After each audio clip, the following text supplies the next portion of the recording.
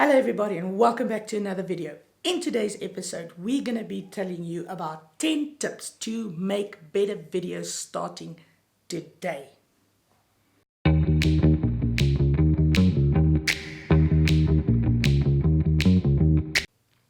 So tip number 1 is to have your background cleaned up.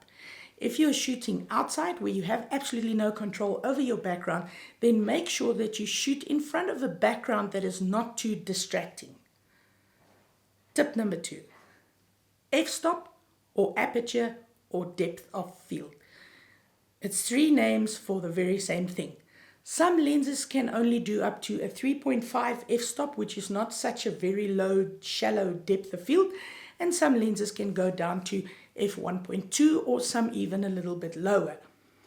But if you shoot in a very low depth of field or a very low aperture, then your background is nice and blurry, and it gives you a lot of playing field to cover good footage from your subject without having the background being so distracting. Tip number 3 is lighting. Now, lighting is probably the most important thing in video and in photo. If you don't have the appropriate light on your subject, your footage is just going to look mediocre at best, no matter how good a photographer or videographer you are. If your lighting sucks, your video is going to suck. Tip number 4. Tip number 4 is background music. And this is really, really important. If you don't have the correct background music for your videos, then people are not going to watch your videos. Now, I get a lot of comments in my videos saying that, why is it that whenever you go out to shoot something, it looks like so much fun? It looks like that because the sounds and the background that comes into my videos is what gives it a certain energy and a certain beat, and that's why it always looks like I have so much fun in my videos. And I do have a lot of fun while I shoot these videos because I have a lot of bloopers that you guys haven't even seen yet. Now, tip number 5 is movement.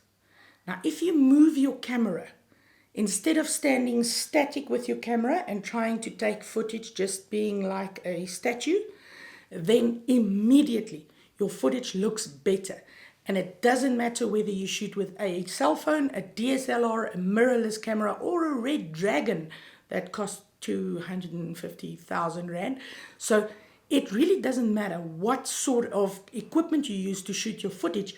If you're going to move your camera, your footage immediately looks 100% better than what it did when you were just standing there static. So whenever I try to film something, I like to move across a scene or pan up from below to the top or pan down, or I like to swipe in or out of a scene just to make sure that my camera keeps moving.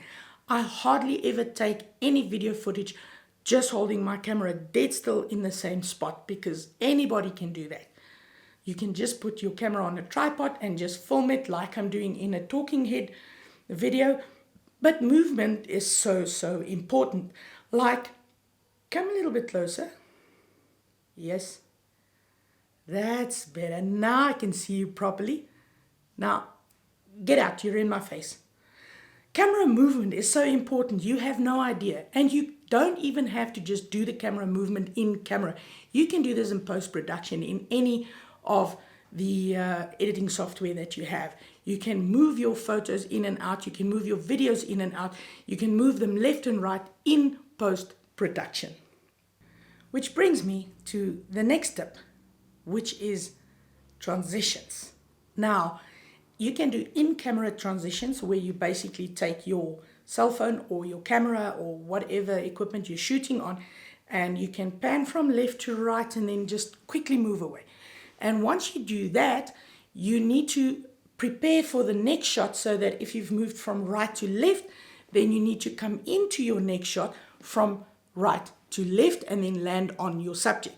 So that when you stitch these two clips together in post-production, you'll have a seamless clip where people are moving their eyes through the scene from right to left and thinking nothing of this transition. And the best way to do a transition is to hide it from people so that they don't see it, but they have a certain satisfaction when they're watching these videos and they see you transition from one place to another, but they don't know how the heck you got there.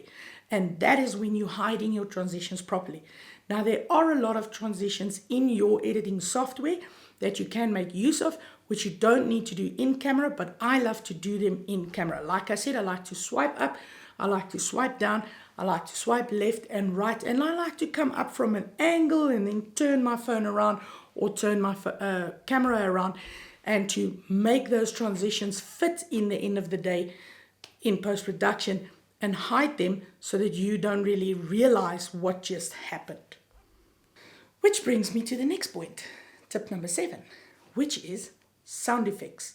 If you are going to do any whip pan, or you're going to do a swipe up or a swipe down with your camera, or you pick up keys from your desk and you get out the house and you get into your car, go and download or go and record, pre-record some sounds, background sounds that you can put under the timeline, under all of your audio, under all of your music, put some background sounds. Because if you do a swipe or some sort of transition, for the eye to believe what it sees, it needs to hear something. And when you do a swipe and you hear a swoosh, then the eye believes what it saw. It believed that you transitioned from the one place to the next. And then tip number 8, which is B-roll. You can never take enough B-roll, because I've been to locations which are so great, and then I've been focusing so much on the main event that I completely missed the B-roll. And then when I get into post-production, like 2 videos ago, I'm like, what the hell just happened? I have all these shots of the main event that I took, but the B-roll lacks. I don't have the B-roll. And then once you don't have the B-roll, you have to go and find in your archive files, and you have to go and download. And it's just a bunch of crap to go and sit and filter through hundreds and hundreds of videos, when in actual fact you could have just taken a bunch of B-roll at the location where you were. And that's not very hard to do. B-roll is anything that is not the main event. So anything that you film in a scene where you are at locations and it's not the main event that's taking place, that is B-roll, and you need to shoot a bunch of it. So tip number 9, which is your structure of your videos. Whether you're making a short film, whether you're making a commercial, whether you're going to be making some music videos, like I'm going to be doing one soon, and I'm super excited to do this. And Fernando, if you're watching this video, I'm super stoked about Saturday. I cannot wait. So I really hope that you're ready. You better get your singing voice on, boy, because I'm going to be filming the heck out of this on Saturday. So yes, it's going to be a lot of fun, eh? And it's going to be my first music video, and I'm really, really stoked to launch this one. So structure of the video. You always need to have an intro. Then you have to have a front middle part where you're going to be telling people what exactly the video is about. And then you'll have the fleshy part, the A-roll, which is going to be the main event that's going to take place. And then you're going to slow it down a little bit, and then you get to a strong ending, which links right up to the start of your video. Now, your vlogs need to look like that. Every movie looks like that. Every commercial looks like that. And you need to make sure that you have the correct structure to your videos. And your videos are going to be 100% better than it was yesterday if you put a certain structure to your videos. Which brings me to tip number 10, and the final tip for this video, which is have fun. It doesn't matter what you shoot. It doesn't matter what the occasion. It doesn't matter what the location. As long as you have fun in what you're doing, you are going to make a success of every single thing that you record. Now, some of it is going to be really crap in the beginning, but just go with it. Just have fun and don't throw any footage away. So my message to everybody today is these 10 tips are just a basic, short little sort of introduction as to how you can make your videos so much better straight out of the box.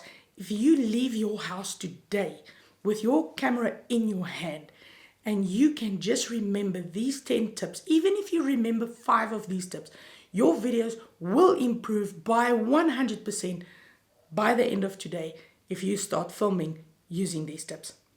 It was so great to have you in the studio. I'm really, really glad that you people are still supporting me. And what can I say? Stay tuned for more.